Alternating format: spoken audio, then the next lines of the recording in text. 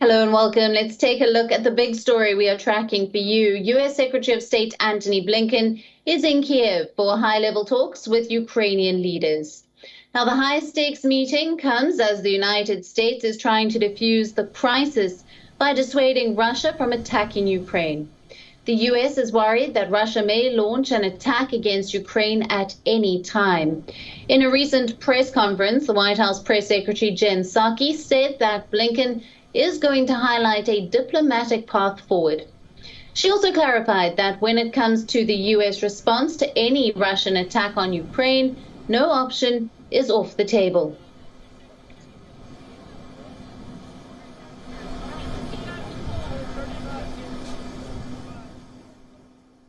So let's be clear. Our view is this is an extremely dangerous situation. We're now at a stage where Russia could at any point launch an attack in Ukraine.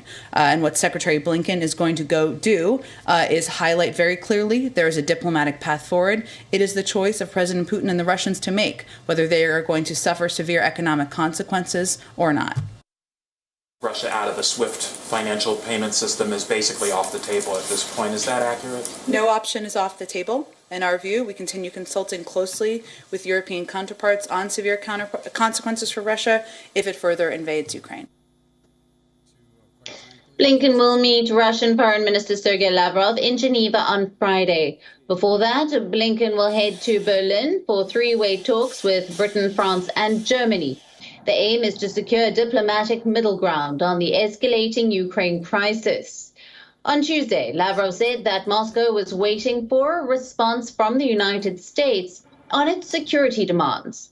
Lavrov reiterated Russia's stand, saying Ukraine was sabotaging the implementation of agreements that aimed at ending the conflict.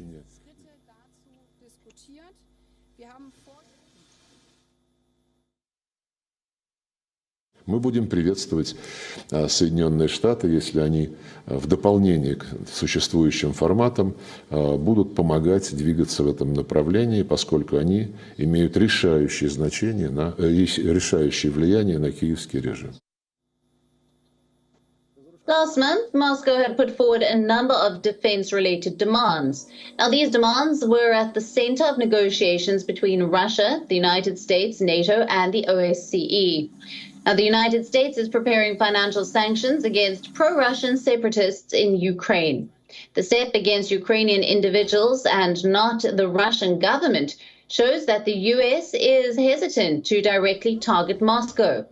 Earlier, the U.S. had said that it would sanction Russia banks, which would affect the country's economy. The U.S. has time and again warned Russia of sanctions. However, this time, the U.S. has backtracked at a time when Blinken is set to hold crucial talks with Ukrainian officials. The sanctions are likely to be announced on Thursday.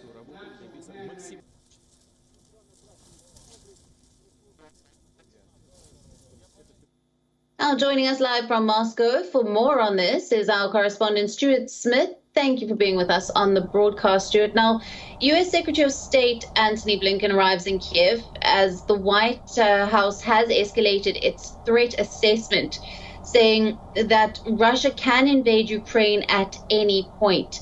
What's the latest from Moscow? Well, this week was meant to be the time that the United States responded to Russia's demands in writing. The Foreign Minister Sergei Lavrov insisted that that is what is required before the Foreign Ministry, the Ministry of Defense in Russia, and the President himself decide on what steps to take next. By the end of last week, it seemed like negotiations were over. No middle ground was found. As you said, it was a stalemate. Russia refused to remove its troops from near the Ukrainian border. NATO and the US refused to make any kind of assurances Ukraine would ever join NATO, and refused to remove troops from near the eastern border with Russia's western border, Eastern Europe. So things seemed like they were stuck, and the only thing left was for the US to respond in writing. Now we hear that the Foreign Minister, Sergei Lavrov of Russia, and the United States Secretary of State, Antony Blinken, will meet on Friday, which is interesting because Russia said that it saw no need for further talks at the end of last week. So clearly something has changed. They have been speaking on the phone, and with the United States here saying that potentially it wants to, in effect, offer an off-ramp to Russia, a way for it to de-escalate without losing losing face. That's what Secretary of State Antony Blinken will be trying to propose to Sergei Lavrov on Friday. Whether it will work, we don't know. Now, Stuart, the US has also raised concerns over the positioning of Russian troops in Belarus, saying that it could even place nuclear weapons there. Now, is this unusual for Moscow to place such a large number of troops in Minsk at a time when the tensions with Ukraine are this high?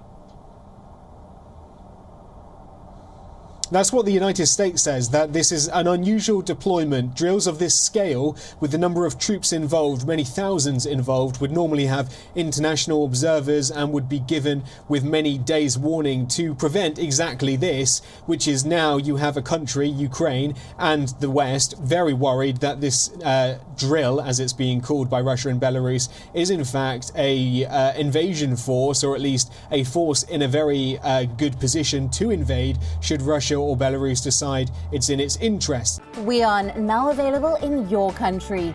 Download the app now. Get all the news on the move.